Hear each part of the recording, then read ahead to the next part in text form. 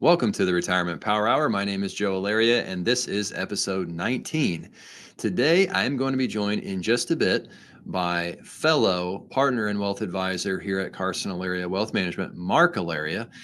And Mark and I are going to talk about annuities, the good, the bad, the pros, the cons, all the different types, and what you should know about annuities if you own annuities, or maybe you're thinking about owning annuities in the future. So stay tuned for that. But before that, we have a listener question on the U.S. debt ceiling issue that is transpiring right now. And before that, I want to remind everyone, go to retirementpowerhourpodcast.com. If you have a question that you would like to submit, you can go there to our website, click submit your question, fill us in, give us the details. We'll respond to you, and we may share it on a future show as well. And you can also get a free retirement analysis by clicking work with me. Just go to retirementpowerhourpodcast.com. retirementpowerhourpodcast.com. Click work with me. You know, the first step is just going to be having a conversation, and I'll ask you a few questions. I'll see if we could potentially be a good fit for you. And if so, we're happy to take you through a complimentary financial analysis so that you can see where you stand. Can you retire? Are you paying too much in taxes? Are you invested properly? We'll answer all those questions for you.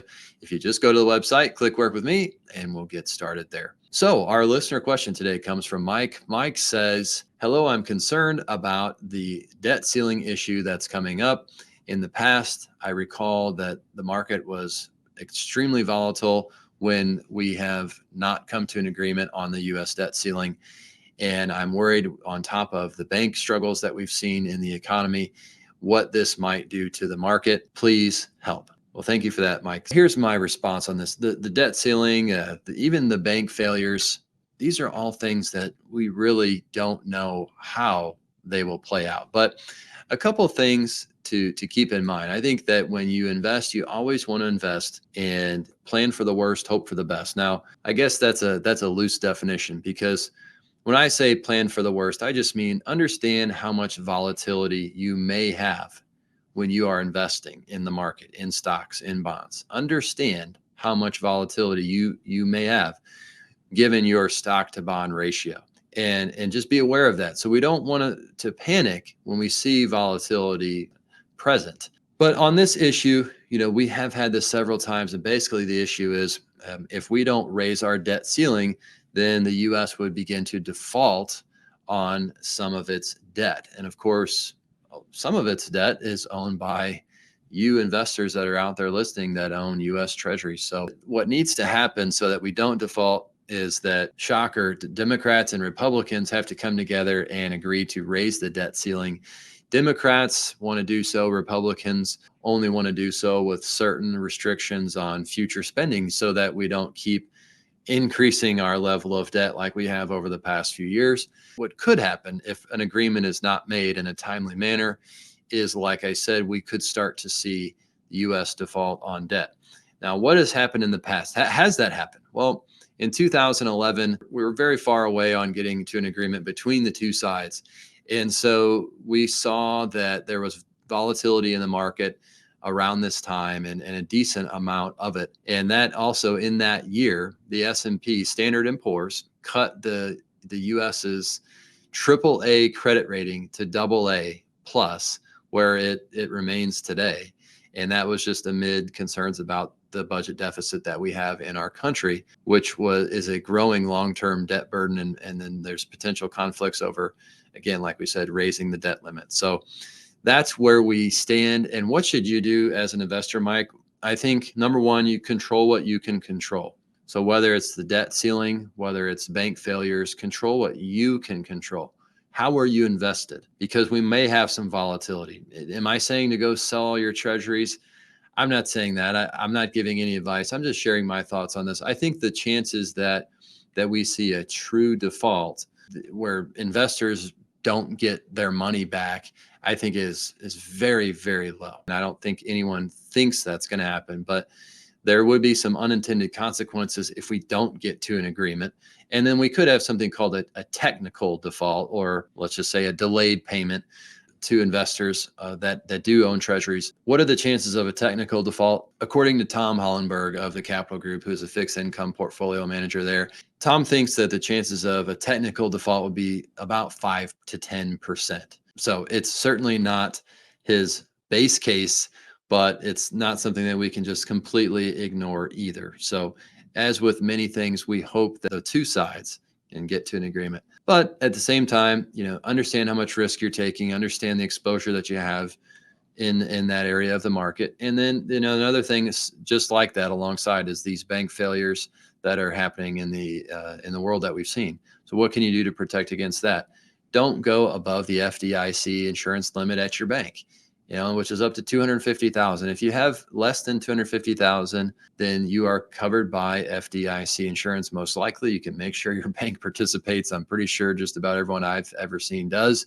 And at the end of the day, I would say don't worry about things that are out of your control. Control what you can control and don't worry about things outside of your control. You can do it if you want, but there are an endless list of things that you could start worrying about: financial, non-financial, things that are out of your control. And so why do it? It's not in your control. So let me be an encourager to you on that. And this is not financial advice, but just advice for life and a better quality of life. Don't worry about what's out of your control. It won't help you. It won't put you in a better position. Control what you can control and move forward. I hope that helps. And, these are trying times. I know this is just like one more thing on top of everything we've dealt with over the last couple of years, but you just stick with it. Get a plan. If you don't have a plan, you need to get one. Go to retirementpowerhourpodcast.com, click work with me, start working on getting a plan. And talking to me will be the very first step. We'll have a 15, 20-minute phone call, and we'll get you started on the path to getting a retirement plan. Well, with that, I'm excited about going into an interview with Mark Allaria, who is a partner and wealth advisor here at CarsonAllaria Wealth Management, to talk a little bit about annuities. So I hope you enjoy this interview with Mark. Enjoy. Mark, thanks for joining us today on the show. Oh, Joe, happy to be here. Thanks for asking me. This is a topic that's been more and more discussed with me and my clients here as of late. So I'm happy to get on and have good dialogue about it. Yeah, and I know both you and I have seen lots of different kinds of annuities, and both. I don't know when you say you're an expert in this, but seeing so many different kinds, either one of us could give a presentation. But I just figured I'll have you pretend to be a consumer, an investor, and ask some questions that many of those that are out there who get sold annuities or pitch annuities, a lot of the questions that they're asking, and they're asking to you and they're asking to me. Yeah, I think the most common one I get is I've heard about them. I know what they are, I think, but just give me an overview of really what an annuity is. Yeah. So using the word annuity is a very broad term, and I compare it to using the word investment. That's a very, very broad term. Investment's a little bit more broad, but there's a couple things about annuities I think that when you Google search it, you'll see some reoccurring themes. And one of those themes is that they are financial products where you can invest your money. They are also contracts between you and an insurance company. So there's rules that you have to maybe abide by, there's restrictions, there's benefits. And another theme that we see is that they can provide guaranteed income for either a period of time or for life. And that's one reason they're used. They're not always used for that reason, but that's just one. So they're a contract, they're a place you can invest your money. And a lot of times they're used for income benefits. When you talk about that, Joe, explain maybe some different types of annuities, because there are different types, fixed and variable and fixed index. Maybe just give an overview of that. Yeah, just to first talk about this negative connotation where people say annuities are bad. That's like saying investments are bad or mutual funds are bad. Are there bad ones out there? Yeah, but they're not all bad. And I think it's also important to first understand what's unique about annuities. There's different types, sure, but what's unique about them? What can they do that regular investments maybe can't do or don't do? And I just try to make really, really simple. It comes down to guarantees and longevity risk. And like I said, when you talk about providing lifetime income, almost like a pension, meaning it doesn't matter how long you live, you can just keep getting a certain amount of income. An annuity can provide that. Well, stock and bond portfolio, it may be able to provide that, but might not, because your stock and bond portfolio can go to zero, whereas an annuity lifetime income benefit cannot. So there's other guarantees like minimum interest rate guarantees or just a fixed rate guarantee. And so the guarantees, the ability to address living a long time, those are a couple of things that are unique, Mark. But the first one, the most simple one that I'll say, and is this single premium immediate annuity. And that's one where you just, like it sounds, you put money in one time, single premium, immediate annuity, and it just immediately starts paying you some sort of benefit. Once you purchase a single premium immediate annuity, it's like you went out and purchased a pension in a way, in that you don't have a lump sum anymore. You have an income stream. So you purchased an income. Let me pause there. Any questions? I think that's a great, I agree. That's a great point, Joe. We often run into clients who, it's fewer and far between these days, but clients that will have a pension. They worked the job a long period of time. They never necessarily had an account balance that they were building, but they were funneling money, them and their company, into a pool of money. And when they retire, it becomes annuitized. They get a pension stream for the rest of their life. So that's almost identical to what you're speaking about in a single premium annuity, of annuitizing at a certain point, taking that money, guaranteed the rest of your life, losing your liquidity or lump sum value. Yeah. And like Social Security too. You have Social Security benefits as an income stream, but you don't have a balance out there. There's no account balance that you can go and take extra from or pull from, or you get when you pass away. It is what it is. Now, we're talking about lifetime benefits, and I should say too, there's 5 types of annuities I'm going to talk about. So the first type is the single premium immediate annuity. You don't have to get paid out for life, but you can. And then if you're married, you could get paid out for your life and the life of your spouse, just like a 100% joint and survivor pension. Unlike a pension, maybe you could also go shorter than your lifetime. So you could go a 10-year period certain, a 20-year period certain. And that just means that thing pays out for, if it's a 20-year period certain, it's going to pay out for 20 years. And then after that, it's done. And so you play through the different possibilities, because people kind of ask, well, what's the downside of this? Well, if you get a lifetime benefit, if you go back there at the start, a single life benefit, and let's just say I'm married, Mark, and I start collecting benefits for 2 years and then I pass away. Well, what happens after that? My spouse doesn't get anything. So that's why a lot of people do joint life. So now it goes for the life of both of us. So what if me and my wife, God forbid, something happens to us both, after 2 to 3 years of starting this annuity, and we just have a joint life payout? Well, it goes away again. It's a lot like that pension in a single premium immediate. So you could do joint life with 10 years certain, meaning it's going to pay out for both your lives, but it will guarantee you to pay out for 10 years. You can combine them, or you could just do 10 years. You could just do 20. A lot of options. The more flexibility you give yourself, the less money you get in that payment. Does that make sense? Just all comes down to the annuity company, the actuaries behind it. The biggest challenge in all of this, if we all knew when we were going to stop needing the money, right, and we were going to pass away, or when our spouse is going to pass away, it'd be an easy decision.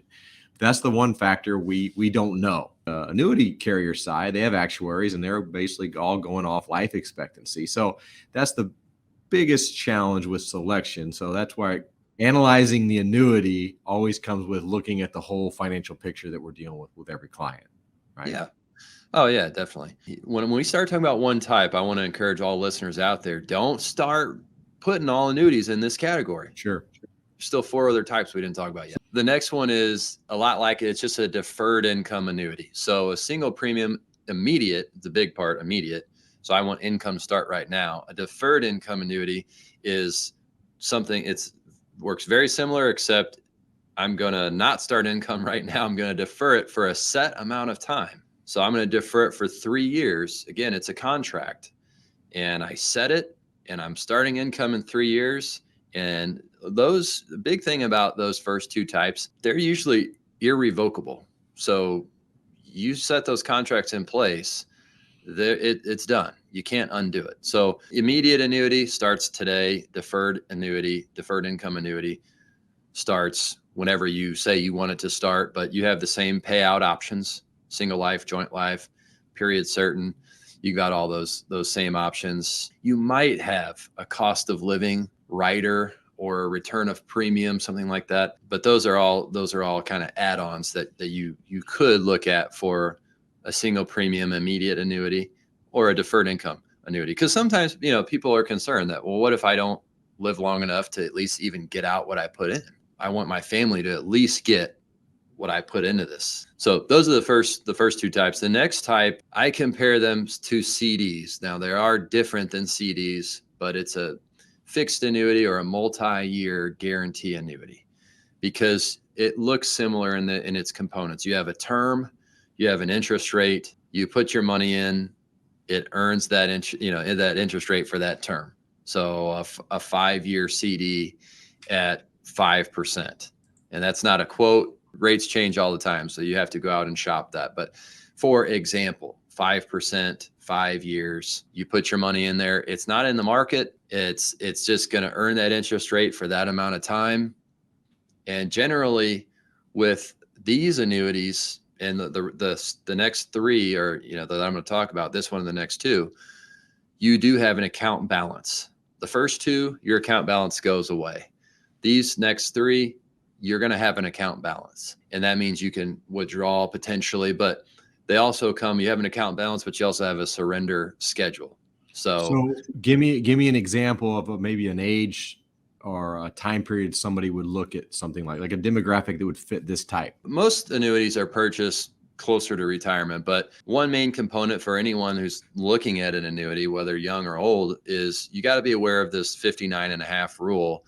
Because whether it's an IRA or not, IRAs have that 59.5 rule where you can't really take money out until you hit 59.5 without a penalty. Well, annuities have that same restriction or limitation, even when it's not an IRA. So you got to be 59.5 to take your money out of the annuity without paying any penalties. So that's something to be aware of. And that's why I say most people purchasing are closer to retirement, maybe 60, 65. So a fixed annuity is for someone that says, I want a safe investment that's not going to fluctuate at all.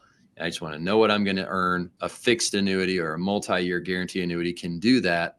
Now, you're probably not going to get what you maybe could get in the market, but you know exactly what you're going to get. Now, with that type, and with most types or all types of annuities, you can annuitize. So I can turn that type where I have an account balance. I put my 500,000 in, I'm earning my 5%. At some point, let's just say at the end of my 5 years, I want to start taking income from that. You can annuitize, is what that's called, annuitize that and turn that into an income stream. And now you're back to the same joint life, single life, certain, period certain, all those different options for payout. But that's one type of annuity where people use that to grow their money, not only just to take money out. The next one, similar, Mark, is fixed indexed annuities. So we had fixed annuities.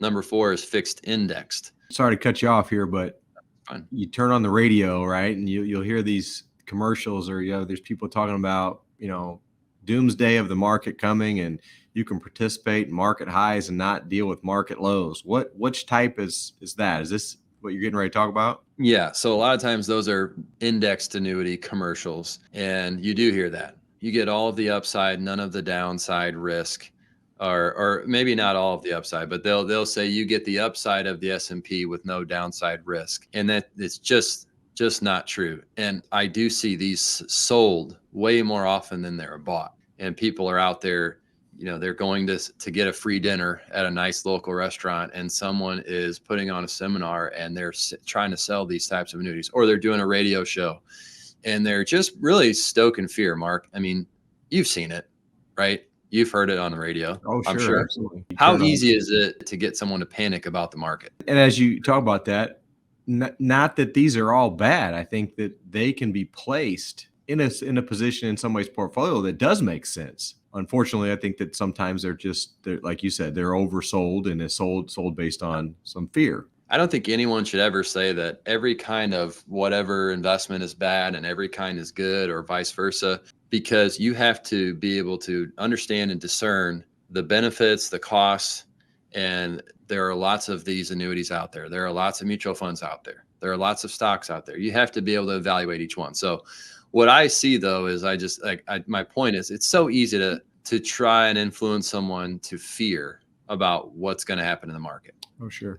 That's incredibly easy. And it's incredibly difficult to help people remain calm when you have the media, the financial media, just turn on the news. It'd only take about 2 minutes to start feeling really, really terribly about what's going on and maybe what might happen in the future. Yep. But that's what I see on these. These things, like you said, it's a fixed indexed annuity. You have a fixed rate that you could still invest in, just like the last type that we talked about, the third type. So, okay, you're going to get 3% in your fixed rate per year.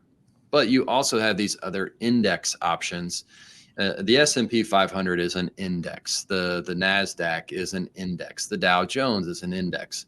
So these products will have different index options. And here's what they'll say is really common. They'll say, we'll give you, here's an S&P 500 index where you can earn up to a cap of fill in the blank, because these cap rates will change. But let's just say it's 7%, up to a cap rate of 7%. So if the S&P the S&P 500, the market goes up 25%, you're only going to get 7. So you don't get anything above that.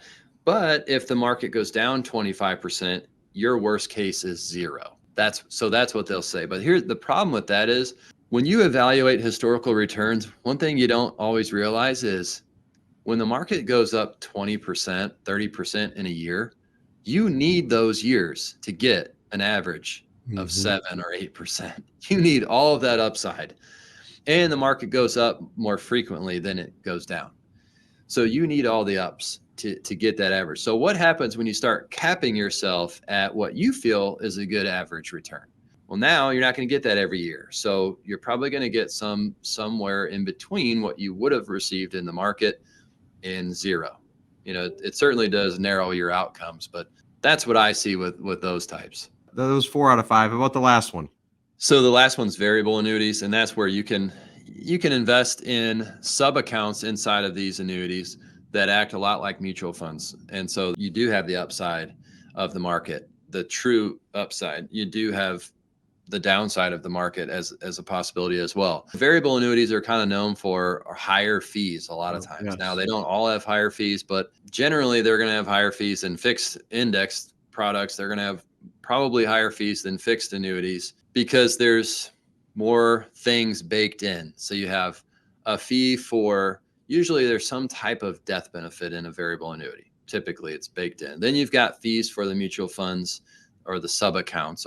They're not mutual funds, but they're sub accounts that operate like mutual funds. And then you might have a rider fee on that, an income rider or different types of riders that might be available. And then lastly, some administrative fees could apply too. Now, variable annuities, index annuities, fixed annuities, all of those could have income riders that are added on to those as well. Like I said, as we start to get through all these types, Mark, it's like I thought I'm understanding, but the more I learn, the less I feel like I know about annuities, because you can throw an income rider on an indexed annuity and use it for lifetime income. And so if you're considering this, it's really hard to find someone who is unbiased to give you an unbiased opinion on these things, because usually the person that's telling you about them is wanting to sell you one. And we're not saying that that's automatically a bad thing. It's just a little bit hard to take their word for it and as if it's an unbiased opinion. So we're here to answer questions. If you have annuities out there, maybe you purchased an annuity and you're wondering if you can get out of it because you don't think it's good. Give us a call. Go to retirementpowerhourpodcast.com and click work with me or click submit a question. You can do that right through the show, and then we'll answer it. Either we'll respond to you, but we'll potentially also share it on a future episode just to help others that are out there and listening. So let's Mark, I mean, some of these people are being pitched annuities. It might help to talk about what to look for and why you might want to buy them, right? So a couple easy things. What's the surrender schedule? Meaning, if I put my money in, can I get it back out? Usually the answer is no, at least for a period of time. So when could I get all my money back out? If you want to take your money out sooner, a lot of times these annuities carry really steep surrender charges. Explain why there's such high surrender charges in these annuities? I guess because they can, but the annuity companies are trying to provide these unique benefits, guarantees on interest rates, to many people using these for income. They're providing lifetime income. So how are they able to provide these benefits? Well, one way is they make these pretty restrictive. If you're going to give them money and they're going to start issuing guarantees to you and other people based on the money that you gave them, they're probably going to need to hold on to that money for at least a little bit to invest and to make some money off of that themselves.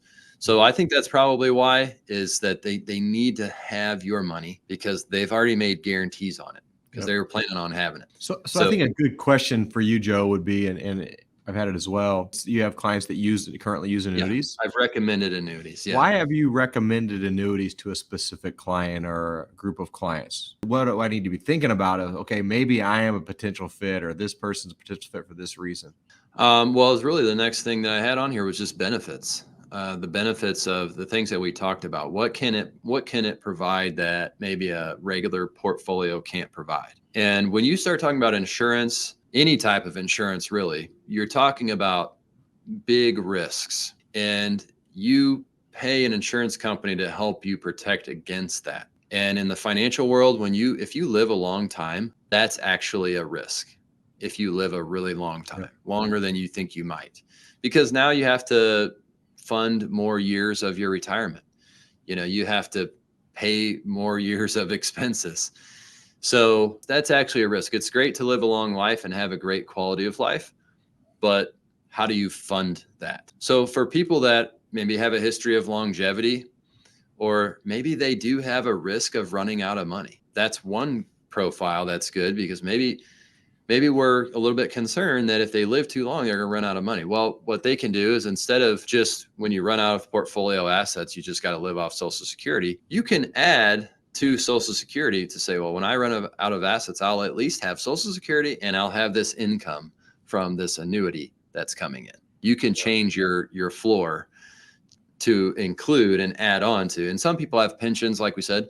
You might have Social Security, pension, and you want to add some annuity income. But some people don't have any pensions, and they're pulling out all of their income in retirement from these non-guaranteed risky assets, or assets that can fluctuate, can go to zero, meaning if you're taking money out, they can go to zero. And so it's just about diversifying a little bit. And the other one, Mark, is just people that are more conservative. This is a more conservative thing. Yep. And it actually has been shown through different studies to increase retirement satisfaction. And I'm sure you've seen that whenever folks come in, whether they have annuities or a strong pension, when they have monthly income coming in and it's guaranteed for life, and it's not tied to the market, so they really don't have to worry about the market as much, they are way happier than the folks that are pulling all their money out of the market typically. Yep. Do you see that? Have you ever found that? 100%. I think, as we talk all the time, behavior is a key component to having good investment experience.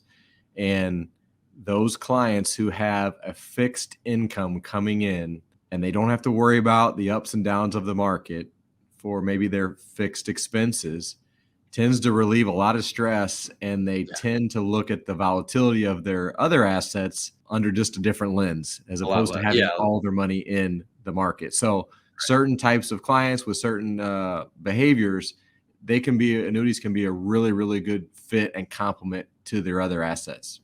So it's just, do I want a probability-based plan, or do I value safety more? Because when we do retirement plans and use stock funds and bond funds and all that sort of stuff, we try to do that in a way that gives clients the highest probability of success, but we can never use the G word, guaranteed, right? Because it's just not guaranteed. Now, we've got a really long track record and a lot of historical market returns that makes us feel very, very confident in that approach. And that's why we use it. And it gives us the most upside, we feel, too. But we can never use the G word. So if you're someone that needs more safety, that could be a good use of some of your portfolio. Nothing is ever like, I'm going to go 100% into annuities. You really can't even do that. Annuity companies wouldn't let you do that. But you can put a portion of what you have in there to maybe, like you said, just pay my fixed bills. Yep. So I know that as long as this insurance company stays in business, as long as they stay in business, I'm good. I don't have to worry about the market and the Fed and wars and things like that are going on that are affecting the market. I got two more questions, and you just hit on one of them, I think. But the first one, before I get to that, explain to us how annuities are taxed. Well, you can have annuities in IRAs, and then they'd be taxed just like IRAs. And annuities outside of IRAs are going to be taxed a little bit differently, where any earnings that happen in the annuity, those will come out first. It's called on a LIFO basis. They're taxed as ordinary income unless you annuitize. So because you do get tax deferral on the growth of your annuities. And then if you annuitize or use an immediate annuity, then you get to pull out your money pro rata. So your earnings, if your earnings represent 10% of the total value and your cost basis is 90%, then the income you pull out will be 90% basis and 10% earnings. Most commonly, I think we see qualified annuities. So it was a lot of times, old IRA money or an old 401k somebody rolled into an annuity. And in that case, it gets taxed just like an IRA would. Last question, Joe, you brought up the comment about the Fed. So the Fed's been raising interest rates lately. Yeah. How does that affect annuities, or does it have an effect on annuities? Yeah, it does, because annuities are interest rate driven. You have to understand that when we give money to these insurance companies to purchase an annuity, they have to go invest it, but they're most likely going to be using a lot of safer, more predictable investments. And so whenever rates are going up, it's improving annuity benefits and improving annuity offers, income benefits. You can get more income for less today than you could get even a year ago or 2 years ago. Certainly 2 years ago when interest rates were very, very, very low. So rates do change and fluctuate. But right now we're doing this, it's May of 2023. So, rates have been going up, and they're at about as high as we've seen in recent history. So it looks good for annuity offers right now. But like I said, just things to keep in mind. What's the surrender schedule? What are the benefits? What are the fees? What's the strength of the insurance company? Do I have an account balance? Do I have a death benefit? What happens if I pass away, or my spouse and I both pass away? What happens? You have to understand all those questions.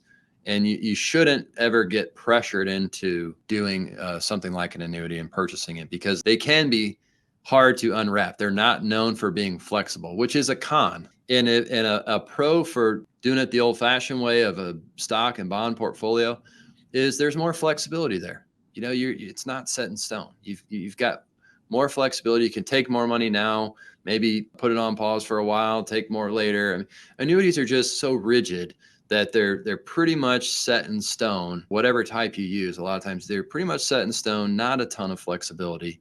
So if you value that flexibility more than safety, then you got to be real sure before you do an annuity that it's the right thing for you. So I'm not necessarily hearing you say annuities are all good, and I'm not hearing you say annuities are all bad. I guess what I'm hearing you say is that they can be good in the right situation. You just need to make sure you're analyzing everything. Yeah, absolutely. Anyone who says any different, they're not being honest. If they say all annuities are bad, I think what my opinion on this is that there's this group of people out there that are pushing annuities really hard. And to be honest, they're insurance salesmen. So they're pushing annuities because that's how they get paid. They get commissions. And by the way, I don't think there's anything wrong with a commission, but they're not fiduciaries, and they're pushing products and selling them to people that maybe don't need them, or selling more of them than they need. And that has caused annuities to have a bad name. And then you have some people on the other end of the spectrum who grew up in the investment world, investment purists, who say, oh, all annuities are terrible because look at all those guys slinging those annuity products. And look at it, they make those high commissions. They're just all terrible. Well, you're not really being honest either. And the guy that's slinging them, who says annuities are the best thing since sliced bread, everyone should have one, they're not being honest either. So I think we got to come somewhere in the middle, because there's actually a lot of academic research out there that talks about how annuities can be beneficial in the right product, in the right amount, at the right time, providing the right benefits. There's research out there from the academic world. They're not selling anything.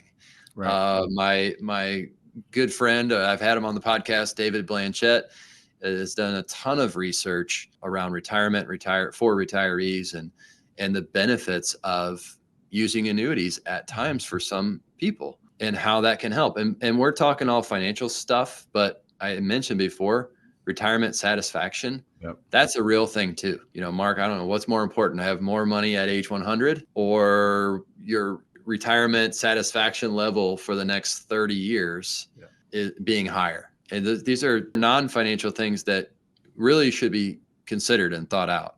And I think annuities can play a role in that. That's right. More than stocks and bonds can. I would say if anyone out there, again, is listening and has questions, maybe you have an annuity and you don't like it, you want to get out of it. Don't make any rash decisions. Reach out, tell us what you have, let us evaluate it. Maybe you're thinking about one. Maybe someone has one and you're thinking about one. Reach out to us. We are happy to help you answer some questions. And you can do that at retirementpowerhourpodcast.com. Again, retirementpowerhourpodcast.com. Submit your question. If you want to get a free retirement analysis from us, you're looking for an advisor, you can click Work With Me.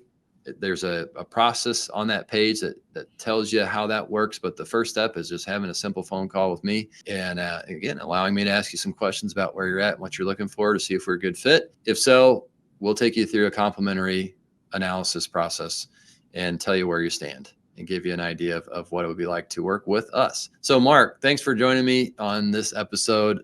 Annuities, it's kind of like no one loves the word, I don't think, but it's an interesting topic, but it is much more prevalent. So I think it was good timing, and it's good to have someone to kind of bounce these things off of. Absolutely. All right. With everyone else, don't forget to join us on the next episode of the Retirement Power Hour, where we help people invest wiser and retire better. With that, take care. We'll see you next time. Thank you for listening to the Retirement Power Hour podcast. All material discussed on this podcast is for educational purposes only and should not be construed as individual tax, legal, or investment advice. Investing involves risk of loss, and investors should be prepared to bear potential losses. Past performance may not be indicative of future results. Joe Allaria is an investment advisor representative of CarsonAllaria Wealth Management, a registered investment advisory firm. Information discussed on this podcast may be derived from third parties that are believed to be reliable, but CarsonAllaria Wealth Management does not control or guarantee the accuracy or timeliness of such information and disclaims all liability for damages resulting from such sources. Any references to third parties are provided as a convenience and do not constitute an endorsement.